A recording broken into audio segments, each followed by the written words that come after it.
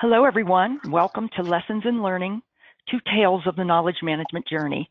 This webinar is sponsored by the TRB Knowledge Management Task Force, the Northeast Transportation Workforce Center, and the AASHTO Committee on Knowledge Management.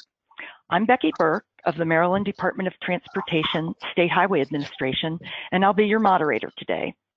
You're going to hear from two accomplished gentlemen today, Dr. Moses Adoko of NASA and Benjamin Anyacho of the Texas Department of Transportation.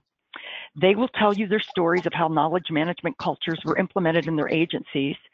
Through their stories, we will learn about successful implementations of knowledge management and the key lessons that can be shared from both. But before we begin, I need to let you know that this webinar will be recorded and posted online. The website is netwc.net, but don't worry, there'll be a direct link in the webinar follow-up email. Oh, and one more thing, please use the chat pod to ask questions, which we will collect and answer at the end of each presentation. So first up, we have Dr. Moses Adoko.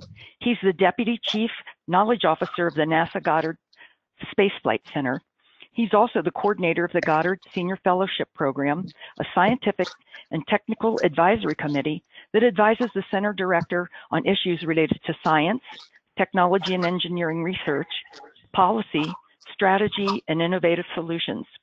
Dr. Adoko was the lead author on a paper and submission package entitled The State of Knowledge Management at the NASA Goddard Space Flight Center, which was awarded third best KM program by the Knowledge Management and Intellectual Capital Excellence Awards at the European Conference on Knowledge Management in 2017. So I'm going to turn it over to Dr. Adoko. Moses? Thank you. Good afternoon, and thank you for having me. It's certainly a pleasure anytime I have the opportunity to share a few insights about knowledge management.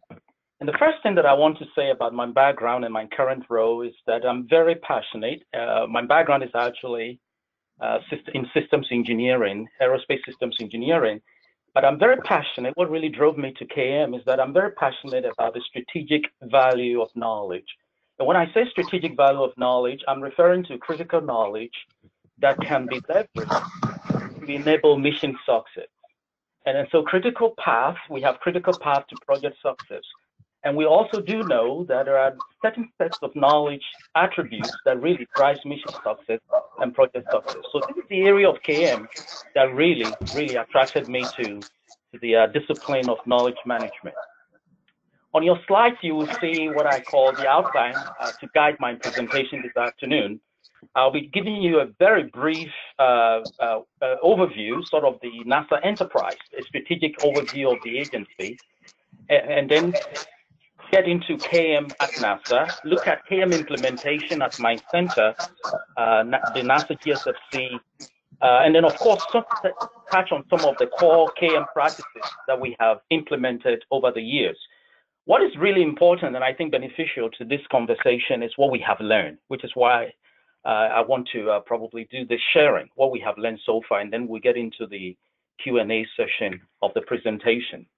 And so just off the back, NASA has 10 field centers, and I'm going to fly through this. Goddard, where I currently work and serve as the Deputy Chief Knowledge Officer, is one of those 10 field centers. And so the challenge that we have is how do you really institute, how do you implement a KM program for an institution, for an agency with 10 different field centers that are geographically dispersed across the country with unique core capabilities and assets? How do you just do that? And so the screen you're looking at right now is the layer of NASA across the country. We have 10 field centers, and I'm from the GSFC. We have NASA headquarters, which is in Washington, D.C. We have the home of human space flight, which is in Houston. And so without really, you can actually see how we are nicely spread across the country. What I really need to touch on is NASA's strategic overview and plan. We are in the business of discovering and expanding human knowledge for the benefit of all of humankind. And this really kind of jacks me up that we are, with all our science, engineering, technology work, we are actually about discovering and expanding human knowledge, not just for our benefit, but for all of humankind. And so when you talk about KM, this is rightly ties in that right, directly ties into the NASA strategic directions that we have as an agency. On this slide, which is knowledge management overview, let me begin by saying space exploration is a risky business and full of unknowns, and therefore it is critical and a technical imperative to share and apply the things that we do know and should know to ensure mission success. At NASA, our attitude toward knowledge and learning, I would argue, keeps us doing the new and the challenging. And as I always put it, with our eyes widely open to the risk and pitfalls that are often before us. And so our KM program targets 4 main areas. We target identification, capturing, and I like to add the word not always, sharing and application of critical knowledge. You will hear this word critical knowledge a lot because I believe in knowledge, we believe in knowledge that adds value. And so you will be hearing the word critical knowledge throughout this conversation.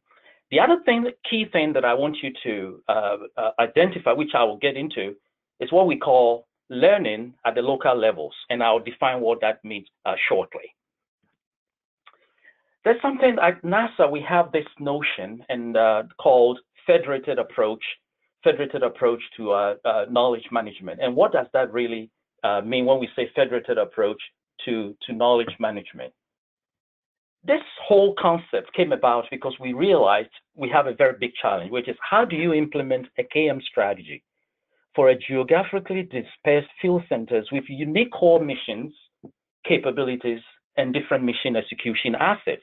For example, Houston, JFC, is responsible for human spaceflight, which calls for unique core capabilities and assets to do that. My base, NASA GSFC, Goddard, we are NASA's leading center for science, spacecraft, satellite systems.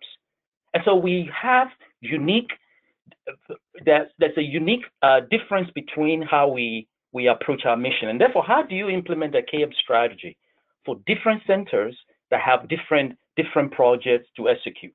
And so we came up with this concept of top-down but federated approach to our KM strategy. And a few things that we learned in this, in doing this, is that top-level programs cannot and should not be substituted for local, meaningful, real-time learning and sharing when it comes to KM implementation.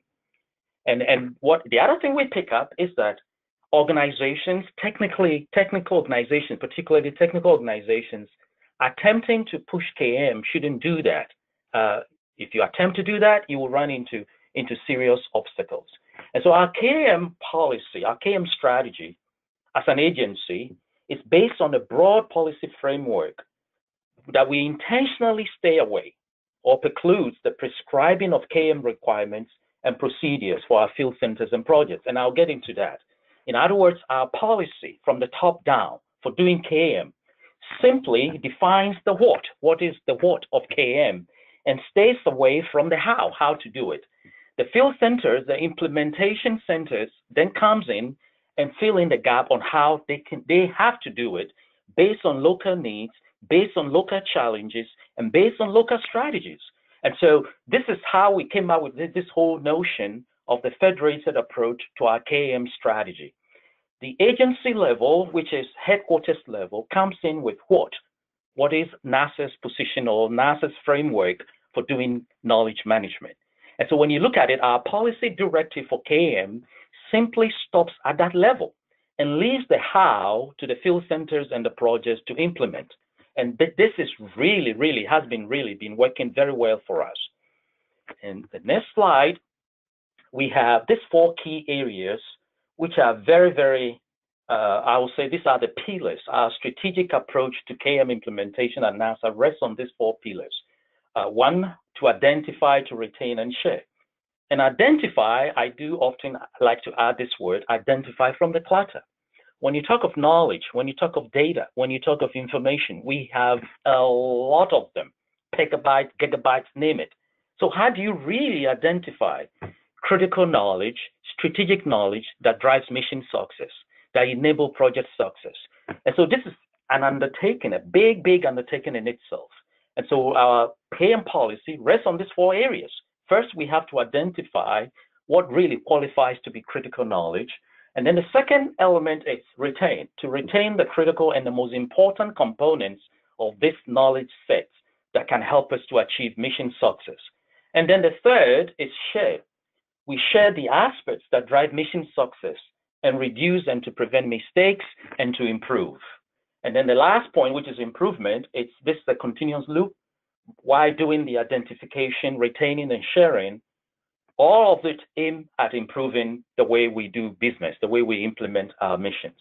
And so the question that I often get on this slide is, who is responsible with this approach? Who is responsible for doing KM at NASA? And the answer is very simple. It's all personnel. It's all personnel, all teams, all projects, leadership. Everybody is responsible for doing KM. The KM offices we have across the agency, I often put it this way, are champions. They are advocates. We orchestrate, we are conductors of the KM and lessons learned activities and processes. But KM execution and implementation is actually done by all personnel. On this slide, KM implementation as NASA Goddard. I pulled this out as a case in point or a case study to illustrate how we do this. The federated approach that I alluded to earlier allows critical knowledge discovery and use at what I call local work units, where such knowledge are most critical and needed. This is very, very important. Discovery and use of critical knowledge is only beneficial to the areas of project execution where they are discovered. So think about a scenario where you have an entity or someone sitting at a headquarters location and prescribing KM solutions and processes for field centers or projects to execute. By the time these prescriptions or these procedures get to those projects, they are irrelevant. And so we learned this the hard way and decided not to approach it that way. And so we allow, our federated approach allows critical knowledge discovery at local work units where such knowledge items are most critical and needed.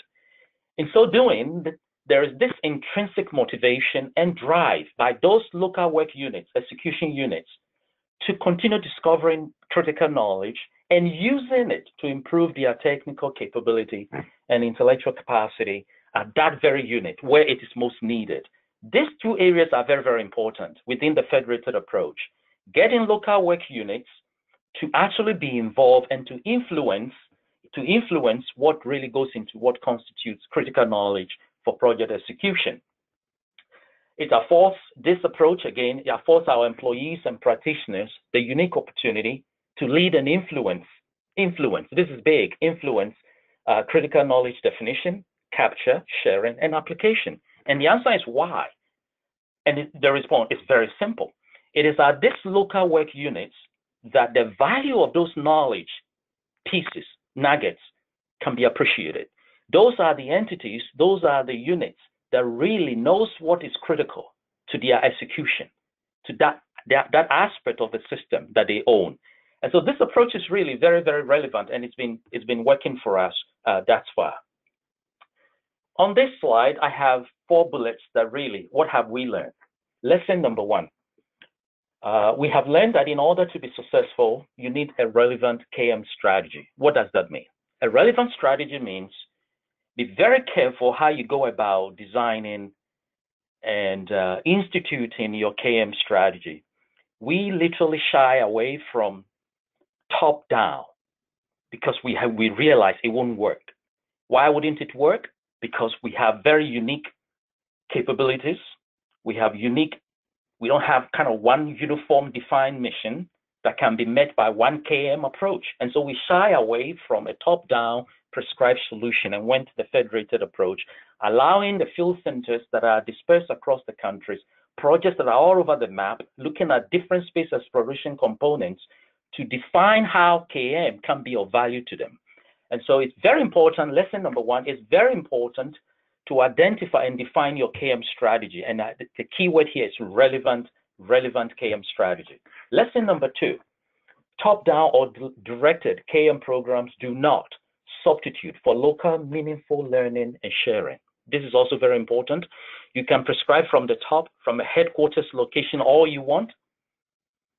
And the folks at the field centers within your projects will receive this prescription, so to speak, as to how to do KM, how to do lessons learned, and it may be irrelevant by the time it gets to them. So you have to be very careful. Lesson number 3 that we learn is that KM is a multidisciplinary in scope. And so we learn to avoid the temptations to prescribe solutions from the top. By virtue of this KM discipline being multidisciplinary in scope, it presupposes you have to get a lot of stakeholders to tag in into this process, to buy in, to participate. You have to listen to them. You have to be a champion of KM instead of simply implementing KM as a project. And so we learned that KM is multidisciplinary in scope, and therefore the approach has to be slightly different. Lesson number 4, and this, I'm very passionate about this, KM is more than IT tools. I have nothing against my IT folks, but KM, as we have learned, it's more than IT tools. It goes beyond virtual platforms. It goes beyond repositories. It goes beyond collaborative spaces. You see, at NASA, we learn to shift the focus of KM on IT as a key from IT to something else. We quickly realize if we have to extract, we have to obtain value from our KM resources and KM programs, then we have to focus on peoples. We have to focus on our missions and projects. That is where the value really lies. And so we shifted our focus from IT. Now, that doesn't mean we don't leverage the power of IT and the opportunities. Most often the opportunities presented by IT tools and applications. But we are very careful in using them. We don't allow IT to drive our KM strategy. We do it the other way around. We look at the needs of our projects, our missions, our field centers, the specifics of the critical knowledge, retaining, discovering, sharing, and that is only at that point. It is only at that point that we determine what set of IT tools can enable those objectives that we have for our KM project. And so the takeaway from this short is that that I would like to share with you, to leave you with, is that leverage KM to check, verify, test, and test again what you think you are good at doing from an institutional standpoint. So that's how we look at KM. And at this point, I think I'm going to pause and entertain questions and comments. Okay, Dr. Adoko, we have a question, that, at least first question that came in. It says, I work for a company with offices nationwide and feel like we share similar challenges due to having disparate offices with different missions. How did you make the initial pitch to supervisors and higher ups at NASA about the importance of implementing such a program? Oh, beautiful. That's a beautiful question. So I like this question. What happened? Our NASA headquarters initially started on that path. And let me give you a little bit of historical context. I think most of you folks online will remember the challenge we had with Columbia, the Columbia accident. And after the investigation, some of the insights that were produced encouraged us to do effective knowledge sharing, knowledge management, lessons learned implementation. And so headquarters started really looking at how can we do this? We did benchmarks across the country, how other folks were doing it. We had lessons learned repositories that were in place, but we realized it wasn't effective. And so we started all the way at our headquarters, all the way what we call our 9th floor. Our 9th floor is where the NASA administrator actually sits. And we shared these insights with them. And they were open to say, okay, at NASA, we have 2 key policy directives. We have what we call NASA NPD, NASA Policy Directive, and then we have NPR, NASA Procedure Requirements. And so by making the case, our headquarters folks making the case, this was led by the Office of the Chief Engineer, which is the office responsible for doing KM, that the best way to approach this would be this federated approach. In other words, over the years, we've been looking at pushing down tools, repositories, and we are still having challenges. We are still having systemic things that we should have learned by now. And so empowering the centers to do local sharing, local learning, discovering the critical knowledge that they need to implement their projects will be a better approach. And so headquarters was really engaged in this, and I put in a lot of plug for NASA headquarters folks that did this. And so currently the policy that guides NASA KM intentionally shies away from procedures. We don't have a NASA NPR, which is typically where we have procedural requirements for doing things. When it comes to KM, we simply have a broad policy framework, NPD, which defines what is KM per NASA requirements, and then leaves the field centers and the projects to discover, to really do the discovering and applying the lessons. So yeah, I like that. In the beginning, it wasn't easy. There were a lot of stakeholder consultations that went on. The centers were engaged, and nobody sat at headquarters and said, I have the silver bullet, I have the answer. And so, and that also goes to the culture. NASA does this. NASA has been very good at working with its field centers. And so there was a sort of a cultural benefit that was leveraged in implementing this. But I've heard from friends in other organizations that it hasn't been so easy. So you are not alone. Yeah, I feel your pain. Dr. Adoko, when I first saw your presentation a few months ago, you talked something about lessons learning. Could you elaborate on that? Thank you. So lessons learning. We still have this term, lessons learned, and I think it's a misconception. When you use that term, lessons learned, there's this misconception. There is this presupposition that you have actually learned the lesson. And in some instances, we keep capturing the same thing. And this is when it hit me that actually we haven't learned.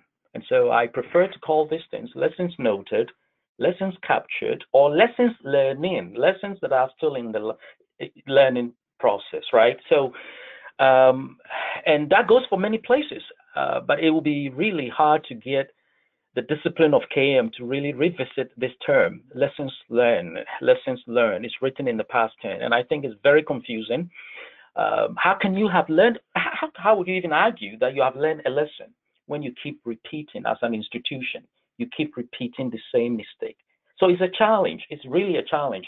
And so we don't literally play on this word, just words, but we put it into action. And what we do is that when we discover lessons from past projects, I call it the wisdom of project implementation. When we discover these nuggets, these areas of lessons from past missions, we migrate them into our learning programs, into our training programs, into our case studies. We have an entire library of case studies that have been written, that we have written based on our past projects that we have implemented, and some may argue lessons that we learned. But we said, wait a minute, as an institution, we don't think we have learned this. A few folks that participated on the project may have really learned, but as an institution, can we make that case that we have learned? And that's really, that can be debated. And so we tend to live by lessons learning, lessons being applied, lessons be for a continuous improvement sort of mechanism. So yeah,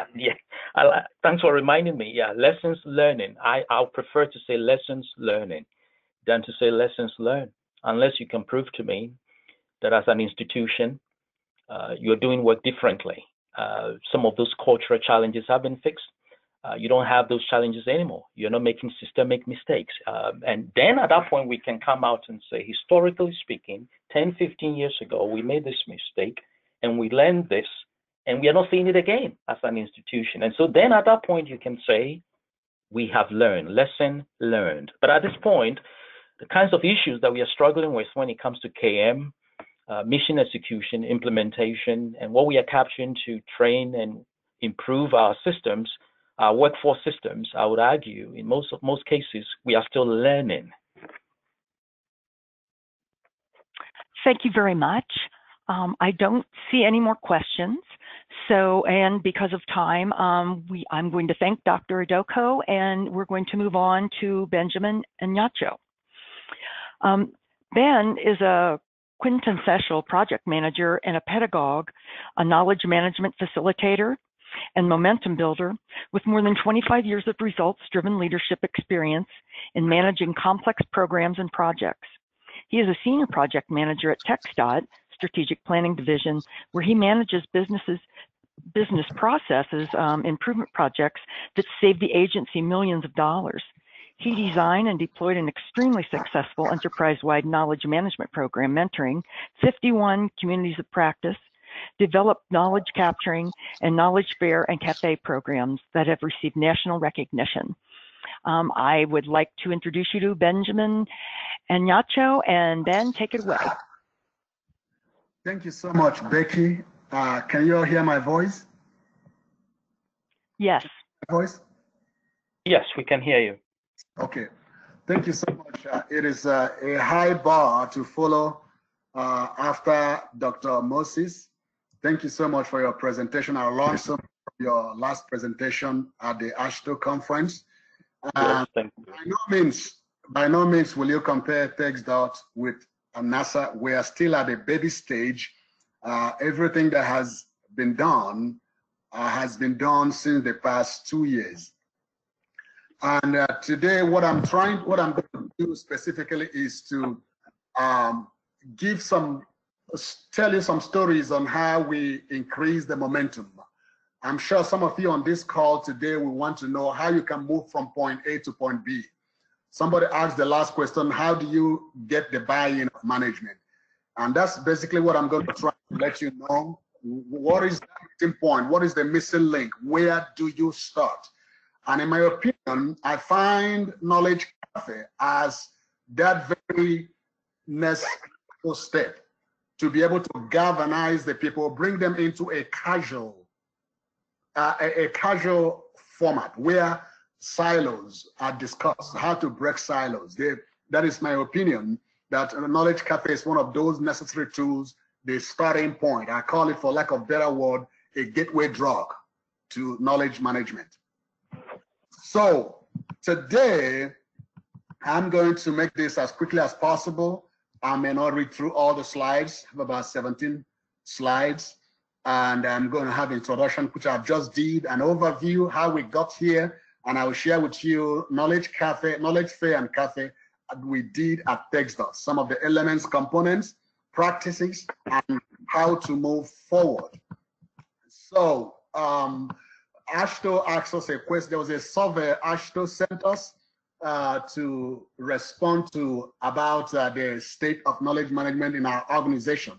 My executive sponsor, I contacted with executive sponsor to see the priority. What is TxDOT's priority? How do we rank it? And eventually, this is what we came up with: data management, improved productivity and performance, preventing knowledge loss, knowledge transfer and collaboration, and the fifth is supporting knowledge flow, etc. So, in terms of knowledge management, we don't have a formal strategy as an organization. We are working towards that. But however, we have pockets of things happening across the organization in the name of knowledge management. So in the past 18 months or so, when the concept came up about knowledge management, our organization, about 1,400 employees leave our organization every single year. And these people leave with critical, just like Moses said, critical knowledge asset walk out of the door. Some leave because of job mobility, some leave because of retirement, and so on and so forth. And we realize that everybody, just like you all can identify, leave with their knowledge. They said knowledge is power. And that, therefore, some people use their knowledge as a tool to, as a leverage. But I think we should go beyond that, and knowledge is power only when you share the knowledge that you have. So when I made a business case to my executive sponsor, he instructed that I visit some divisions and see what is already existing in terms of knowledge management. I'm one of those people that hate so much to reinvent the wheel. So I wanted to know what is already existing across the agency. We realized in my first visit, a sample, a snapshot of the agency, of the divisions, we already have about 17 communities of practice existing. Some people are practicing a quasi-mentoring program. You have knowledge, lessons learned activities going on across the organization, pockets of things happening. So I decided maybe I will concentrate on communities of practice. Let's see how we can develop communities of practice and build knowledge management around communities of practice. As of today, we have about 52 communities of practice we have identified functioning at different levels of maturity. So we gathered knowledge workers and started hearing what people are doing across the organization. We have about 12,000 employees distributed across 25 districts across TxDOT and 39 divisions. So the first Knowledge Cafe we had was December 5th, 2018. We had about 61 communities of practice enthusiasts that gathered. They want to know how we can manage knowledge. How can we share knowledge? How can we leverage knowledge? How can we identify critical knowledge? And how can we capture them? 42 divisions out of 59 were represented. And March this year, we had a second Knowledge Cafe. When I presented at the ASHTO conference January, we haven't had this second Knowledge Cafe, but there was a link from what we had last year because we had about 94% participation of all the districts and divisions. And we plan to have, we canceled the next one that should have been this month, or I think last month. And then the next one is going to be in September, the third Knowledge Cafe. So throughout this process, we began to develop a knowledge interview program to capture knowledge from people, and we got mentoring programs going on among communities of practice and outside communities of practice. And one of the cool things we're trying to do now is knowledge audit.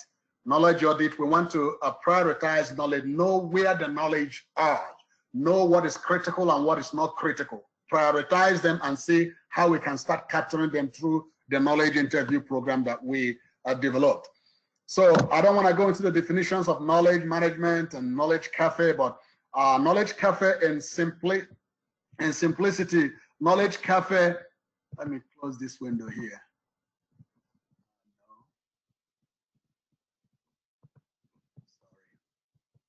There's a window here. How do I close this window? My goodness. Here you go. There you go. Okay. Knowledge Cafe is a technique. It's a project management technique used to surface groups' collective knowledge, to learn from each other, share ideas and insights, to gain a deeper understanding of topics, issues, and KM best practice, according to David Gutin. David Gutin and I had a conference call today. I've been desiring to talk to this man because he is the originator of this concept of Knowledge Cafe. His book is Conversational Leadership. And David, like me, got frustrated when we come to a conference. Somebody's going to speak for 30 minutes. They spend 28 minutes going through 45 slides, and there was no conversation. And over the years, I've identified that conversation produces more result than just listening to slides. So my dilemma here was that since we have all these activities going on across the agency, how do we start a conversation? How do we know what is going on across the agency? Is there something that we can do that we bring everybody together so that in a casual format where everybody is equal, where we can begin to make dialogue, where we can begin to ask questions, what is happening, what is working and what is not working, because we are so busy. So that is where Knowledge Cafe and Knowledge Fair, like Knowledge Fair, an event that showcases organizational knowledge assets and practices. We want to know what is already existing in our organization. Just like Moses said, if the first thing, in my opinion, is to know what is the knowledge that is critical in your organization. You got to know where those knowledge are, and so that we can be strategic in what we do in terms of managing knowledge. So now a rundown of what happened in the first Knowledge Cafe. We had 61, I told you we had 61 attendees, and 20 people from the survey we had at that Knowledge Cafe. 20 people say they already belong to a community of practice. 20 say they want to start a new community of practice. And the second Knowledge Cafe was a little deviation from the first one. Each of the Knowledge Cafe, we field different questions as I go down and tell you some of the methods, how we actually put it together, what happens during Knowledge Cafe. But we try to make each Knowledge Cafe a little different from the previous one. so that people will want more. And it's amazing the kind of excitement, the kind of electricity, energy in the room during the Knowledge Cafe. And I give credit to the fact that we intentionally wanted to make it interesting, bring some concept into the meeting that will make people excited, and that will be informational, educational. They receive more guidance. So when you come to the Knowledge Cafe, you are coming to see tons of resources.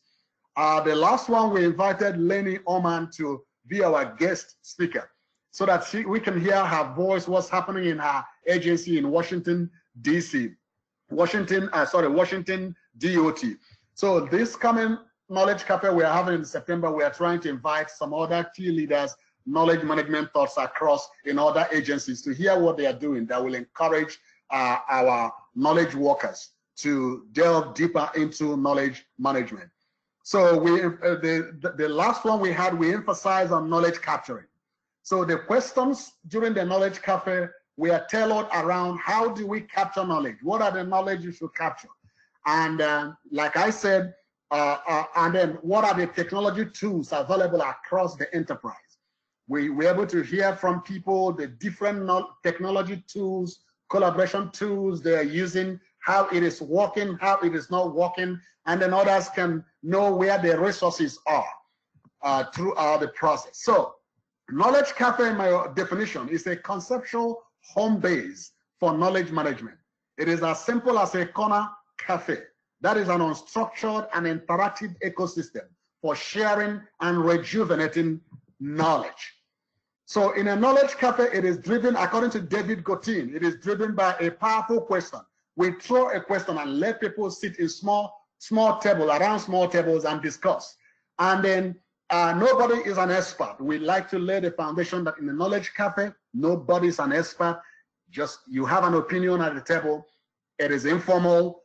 It's not. This is not going to be part of your evaluation, so to say. Preserve conversational flow, and everybody is equal. We eliminate fear. There's no preconceived outcome, no coercion, and everybody is in a learning process. So, but the good thing about it is at the end of the day, the attendees will require us to do something else. Like after the first cafe, during the survey, asked how many people here would like us to have another cafe. Almost 96% said, please have another Knowledge Cafe. So it is better that kind of continuity comes from the attendees of a Knowledge Cafe rather than a top-down approach or trying to push down things on people, because we know people are very busy daily. So a little overview of what happens in our organization and the structure. Darren Anderson is my executive sponsor, and I have executive sponsor. I also have sponsors, including my supervisor. So these are sponsors, and the intention was to make sure we have more buy-in across the enterprise. And the Knowledge Cafe is divided into 4 segments. Okay, 4 segments. David Gotin's method of Knowledge Cafe, he's talked about 2-hour meeting for about 24 people. But you can see in mine, the list we have had is 4 hours. And I'm telling you, those 4 hours, people were allowed, almost 95% of attendees stayed till the end of the meeting because of the way we put it together.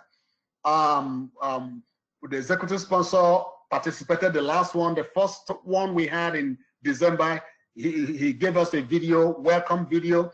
People want to know that this has the blessing of the management and for it to have for sustainability.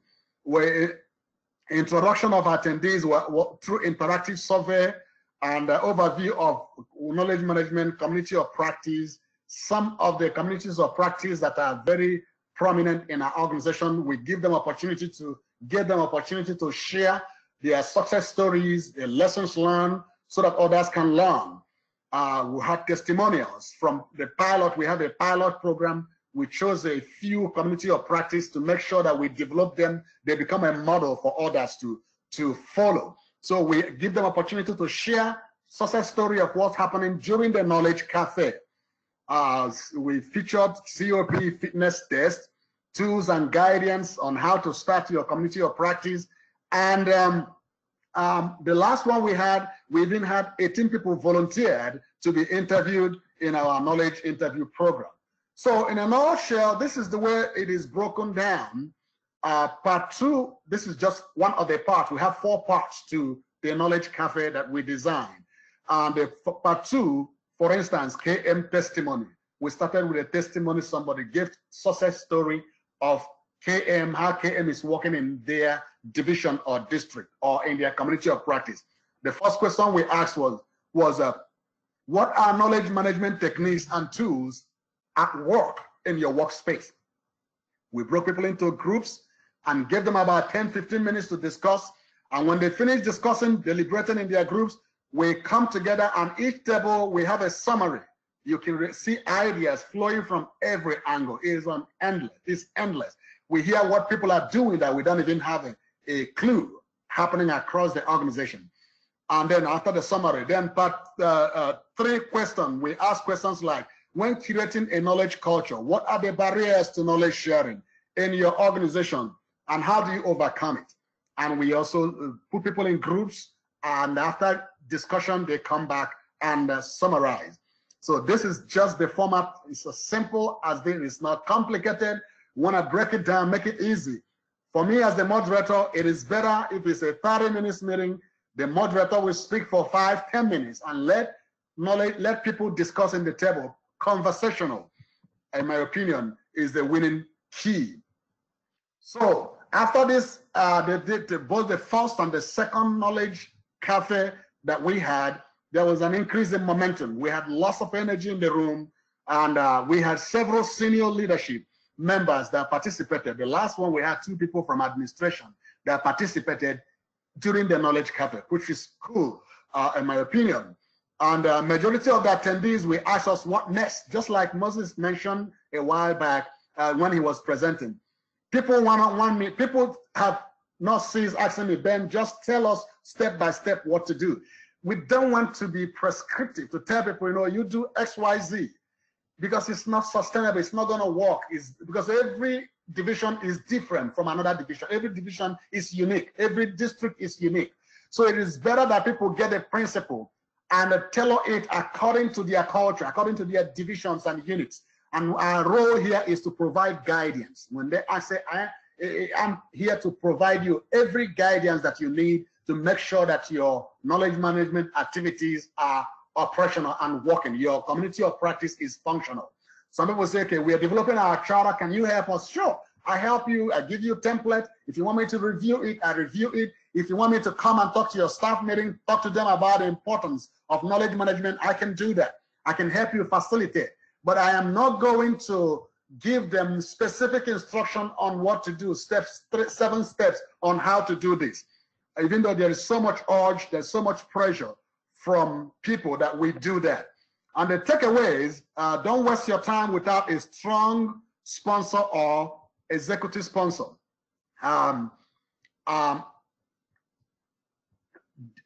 We received so many feedbacks, and those the feedback we had and questions from the attendees help us to strengthen the programs. And like when you hear those feedback from the tables, from the attendees, it helps us to fine-tune and retool our resources, like a collaborative tool, technology tool, interface with IT. We're talking about some of the tools like Java and other Slack and other technology tools, collaborative tools that are used in communities of practice. So those feedback help us. And the Knowledge Cafe surged the importance and the demand for knowledge interview. If there's something we want to push, a principle or technique we want to push out to our community or to knowledge managers, what we do through doing the Knowledge Cafe, we present it, let people discuss it. And at the end of the day, it has worked so well. Like after the first, second Knowledge Cafe, we almost doubled the number of communities of practice in the organization. So, and one point to explain, the knowledge cafe gives us opportunity to bring clarifications on terms.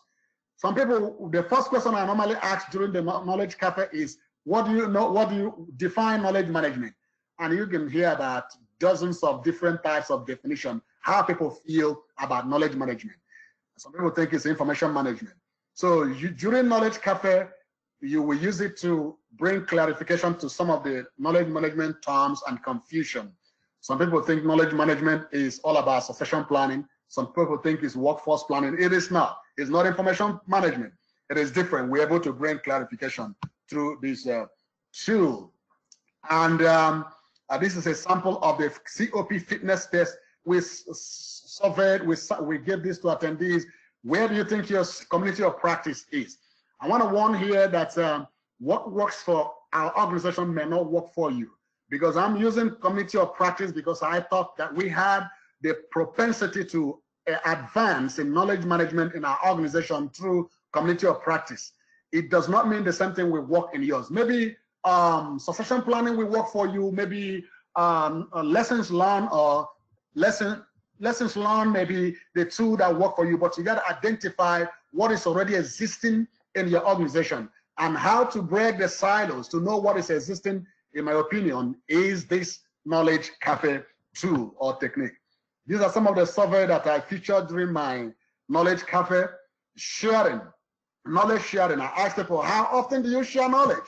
You can see that 62% said, I get out of my way to share knowledge. Giving everybody benefit of the doubt that is the case. But about 2% of attendees says that their knowledge is their job security. As a matter of fact, I have more respect with those people, those 2%, because they were honest. I believe that the 62 people were as honest as the 2% people. But the bottom line, most of people on this call today work in government circle, in public sector. You realize that our knowledge seems to be our job security. So because our organizations are wired in silos, so everybody keep their knowledge. But I want to tell you that that is a losing technique. Peter Drucker was termed as by Business Week magazine as the founder of knowledge management. I'm sorry, of he's a management guru. He was termed as the founder of modern management. He said, and I quote, "The next society will be a knowledge society. Knowledge will be its key resources, and knowledge workers will be the predominant group in its workforce." Every prediction of Peter Drucker had come to pass. And I want to tell you that we are entering into a knowledge society, and the winners will always be organizations that have embraced knowledge management. So in terms of community of practice, this is a survey from the meeting. About 29% said they have no clue what community of practice is. 31% said they belong to one or more. And at the end of the cafe, this is the first cafe. In one word, describe your experience. This is how they describe it. Some people thought it was informative, interesting, enlightening, valuable, and so on and so forth.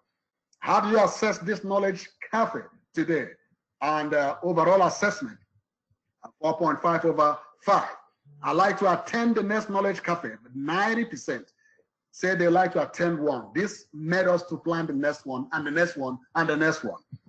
Okay, so in summary, if you're looking for how to start, look for an opportunity to bring people in a casual environment where they cross-fertilize ideas, know where the silos are, how to handle the silos. Not all silos are bad. Look at the good silos, the bad silos. How do you bust the silos? How do you share knowledge? How do you create an environment where knowledge sharing is fun and intriguing? I can entertain any question at this point. Okay, Ben, we've had several questions along the way, but you answered them during your presentation, but we do have one that you didn't answer. And it says, what strategies did you use to get support from an executive sponsor? Was it a top-down approach or a bottom-up approach? Thank you so much. The first thing I did when I made a business case, I'm a project manager, so before I manage a project, what I do is to develop a chart, make a business case. So I made a business case to my supervisor, and I am lucky because my supervisor was a retired military officer, and he understood knowledge management. So I didn't need to push hard. So when I gave the reason, we took it to his boss, who is an executive. And he also happens to be a retired military officer who understands the importance of knowledge management. And when he understood it, he called his peers, all the people at the executive level. I presented knowledge management to all of them. Then we went to our executive director, presented knowledge management importance. So this is the part that we went through. But the most important thing is that if it doesn't get the blessing of administration or management, it's not going to go anywhere. And I bet you, don't waste your time if you don't have the blessing of people on top. The most important thing is to see how you can articulate the importance of knowledge management. I can give you 1,000 reasons why everybody should embrace it.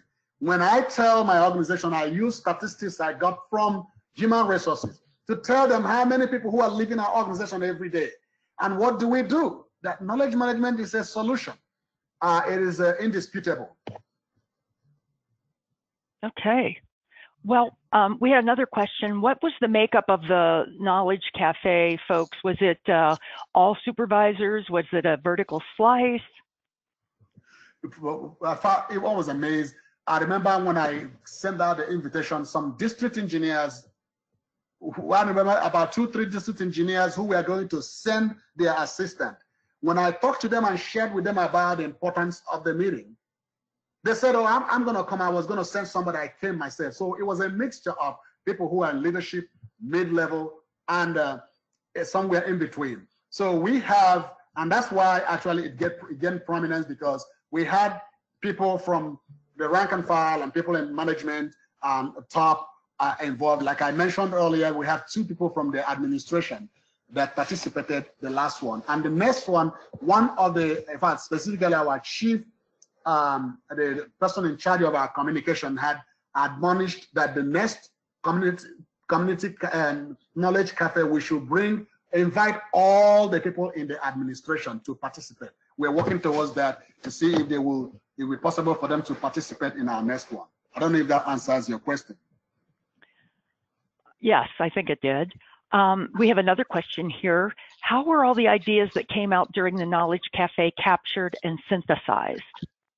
Beautiful. In the original concept of Knowledge Cafe, there is not even any room for capturing. But no, I'm a project manager, meticulous. We captured every idea that was thrown there.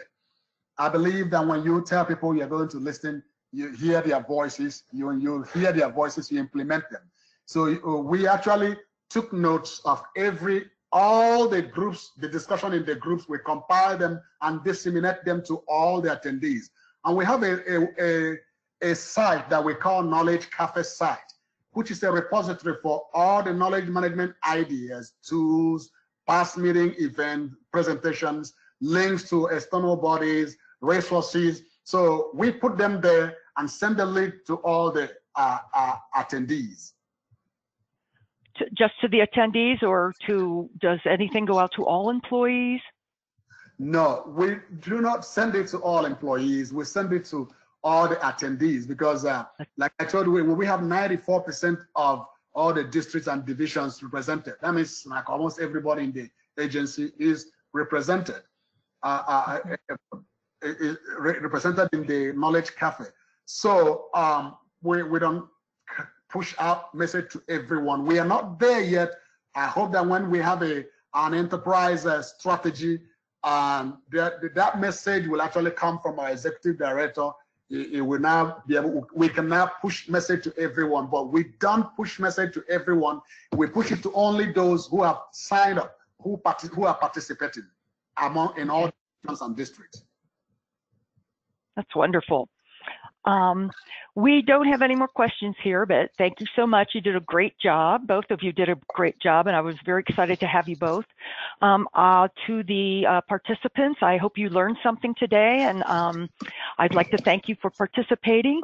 Hope you enjoyed it, and hope to see you. We are going to have another knowledge management webinar sometime in mid-October, so stay posted. Thank you and have a wonderful day. Thank you. Thank you for having us. Thank you.